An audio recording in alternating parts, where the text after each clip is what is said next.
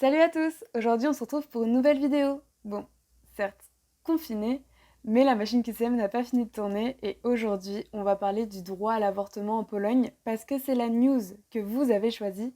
C'est donc parti pour un nouveau décryptage.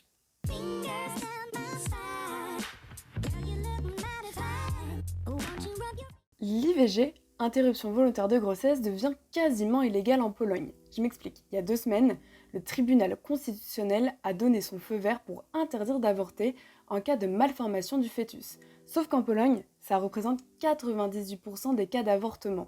Alors depuis quelques semaines, le pays est secoué par des manifestations et des appels à la grève générale.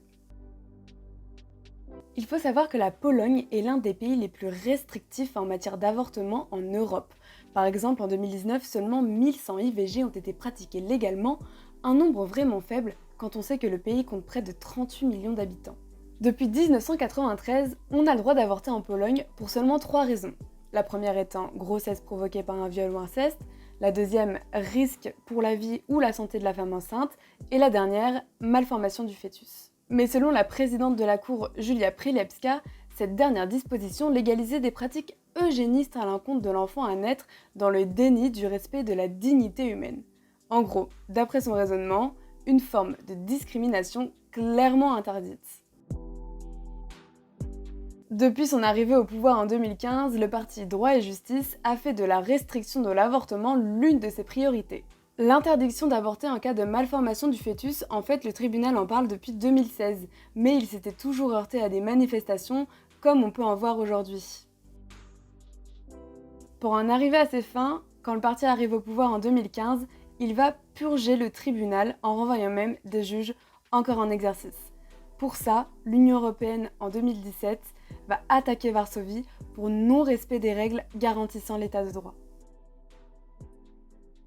Les seules options laissées aux Polonaises sont l'avortement illégal ou alors à l'étranger, dont le nombre est estimé par les ONG à plus de 200 000 par an. On est bien loin des 1100 pratiqués légalement.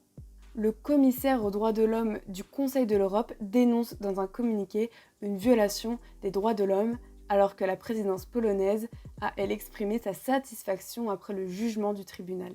Pour l'heure, les manifestations continuent même dans le contexte sanitaire actuel. D'ailleurs, d'après un récent sondage, 92% des Polonais se déclarent contre la décision de la Cour constitutionnelle.